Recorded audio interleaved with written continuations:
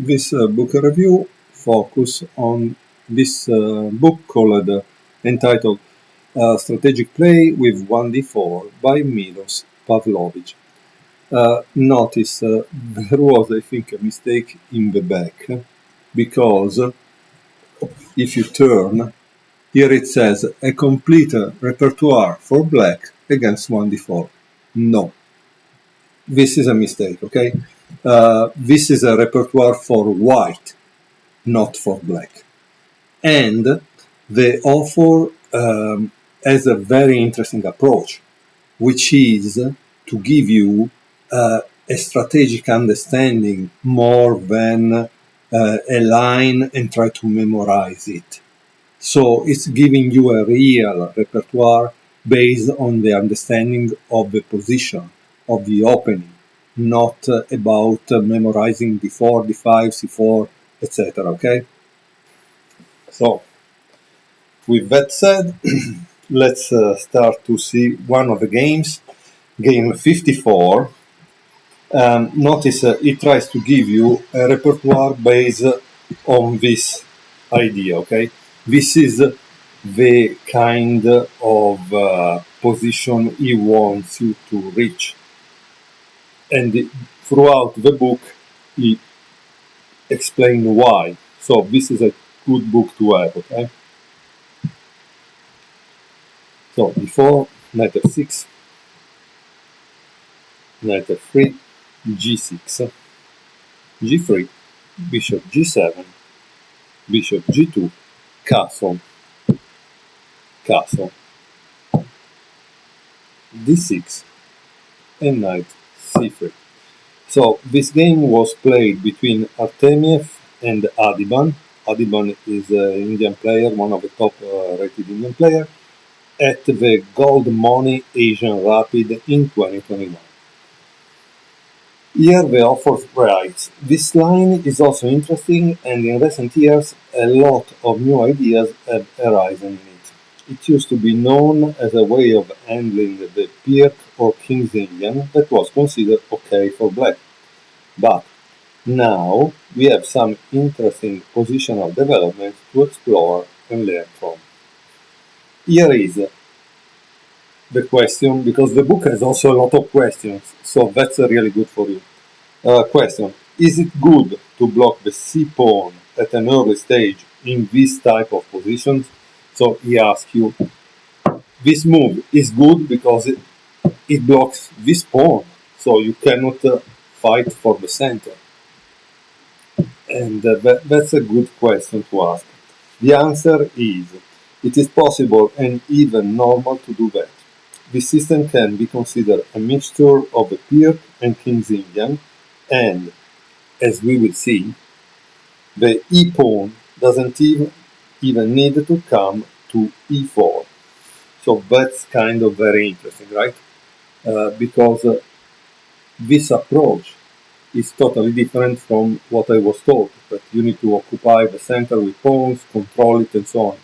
So this is something to make you think, better than just try to memorize lines like in some courses on chessable, and then you don't know what you have to do at the end of the line. Here is trying to make you think, to understand what's going on the chessboard. C6.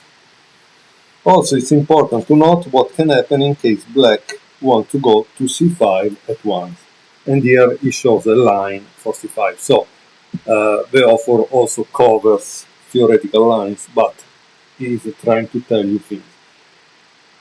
Of course, the line it shows you with c5 is not only important for the fact that it's showing you the line, but at the end of the line it's kind of an endgame, and it asks you why this endgame is good for white.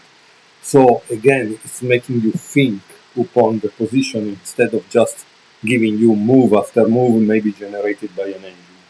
Okay? Now, how does white continue? A4, knight bd7, a5, queen c7, and the queen d3. Rather an unusual move, but the idea is to anticipate e5 before going e2, e4. White wants to take control of the d file by next bringing the king rook to d1. So after queen d3, e5, we have entered some less explored positions, so there are not many examples. On the other hand, one saw was with rook e8, and here is the example that he gives, okay? I don't give it to you because it's a long line. E takes e5, knight takes e5, knight takes e5, d takes e5, and now there is a good move for white, or at least what he considers a good move because he put an exclamation point. Try to pause the video and see what you would play at this point. If you don't care to find it out, you just continue to watch the video, and the move is a6. And it says, now we can clearly see the positional idea behind queen d3. By delaying the e2, e4, white can instead use that square for a piece, and the long light square diagonal remains open. Okay? Bishop f5, e4, bishop e6, and now it takes b7, queen takes b7, and rook d1, another good move. It's important to control the d5. h5, bishop e3, knight d7, b3, rook f c8, and queen a6. White is now zoning in on the c6 and a7 weaknesses. c6, a7. Queen c7, rook queen a5, queen b8, and knight a4. Further typical play that secures a very pleasant advantage indeed. Okay, so what is the advantage here? Okay, because unfortunately one must have some kind of understanding in chess. Generally, it is not only the question that everyone is attacking the pawn. The question here is that black has two isolated pawns. Isolated pawns cannot be defended by other pawns, so they are weaknesses. Weaknesses that white is attacking. So that's why white has the advantage, okay? So that's all there is here. But white is doing what he wanted to do, which create, thanks to a6, an isolated pawn on c6 and another isolated pawn on e7. That's the great point here. While the attack on this side is a little slow and not strong enough. Where are all the pieces attacking the king side? Right? Knight c5, knight takes c5, bishop takes c5, h3. What do you do now as white? Try to pause the video and see. Obviously the move is not difficult, but it's interesting. Bishop f1, queen c7, queen takes c7, rook takes c7. And what does white play now? He plays f3. And here the comment is the endgame is much better for white, especially when we can appreciate that black lacks any serious counterplay. Again, the two weaknesses are there, white just needs to attack them. Bishop f8, rook a5, rook c, c8, bishop takes f8,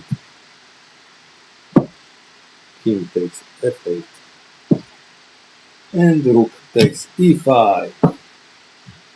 Some blood is spilled on the board. Rook d8, rook takes d8 check, rook takes d8, and again, boom, rook c5, capitalizing upon that kind of weakness. Rook d6, king f2, in the endgame you need to activate your king. White is now winning. King e7, bishop e2,